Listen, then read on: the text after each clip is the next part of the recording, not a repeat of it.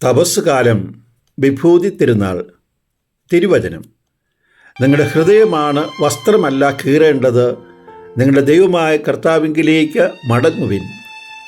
യോവേൽ പ്രവാചകൻ്റെ ഗ്രന്ഥത്തിൽ നിന്ന് 2-ാം അധ്യായം 13-ാം തിരുവചനം. പരിശുദ്ധമായ നൊയമ്പുകാലം ഇന്ന് ആരംഭിക്കുകയാണ്.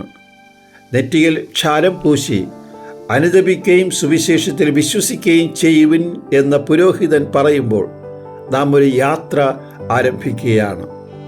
നാം നമ്മുടെ ജീവിതത്തിൻ്റെ ആഴങ്ങളിലേക്ക് കടന്നു ചെന്ന് ആത്മപരിശോധന നടത്തുന്ന സമയം, പാപബോധവും പശ്ചാത്താപവും ഉൾക്കൊള്ളുന്ന സമയം, അനുതപിച്ച് പാപങ്ങൾ ഏറ്റുപറയുന്ന സമയം.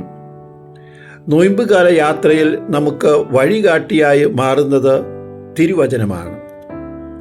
കർത്താവിന് പകരം കാളക്കുട്ടിയെ ഉണ്ടാക്കി പൂജിച്ച ഇസ്രായേൽ ജനത്തിൻ്റെ മേൽ പതിക്കുന്ന ഉഗ്ര കോപം മാറിപ്പോകുവാൻ മോശ 40 രാവും പകലും ഉപവസിച്ച് പ്രാർത്ഥിച്ചു. യോനായുടെ പ്രസംഗം കേട്ടവർ തിരുവചനത്തിൽ വിശ്വസിച്ചു 40 ദിവസത്തെ പ്രാർത്ഥനയും ഉപവാസവും പ്രഖ്യാപിക്കുകയും തങ്ങളുടെ ദുഷ്ടതയിൽ നിന്ന് പിന്മാറുകയും ചെയ്തു. യേശുവും 40 ദിവസം ഉപവസിച്ച് പ്രാർത്ഥിച്ചാണ് പരസ്യ ജീവിതത്തിലേക്ക് കടക്കുന്നത്.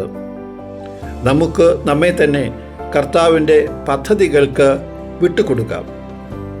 വചനം ആഴത്തിൽ ഉൾക്കൊള്ളുവാനും പരിശുദ്ധാത്മാവ് നൽകുന്ന വെളിച്ചത്തിൽ ജീവിതത്തെ നവീകരിക്കുവാനും ഒരു പുതിയ സൃഷ്ടി ആകുവാനുമുള്ള ദൈവ അനുഗ്രഹങ്ങൾക്ക് വേണ്ടി നമുക്ക് പ്രാർത്ഥിക്കാം.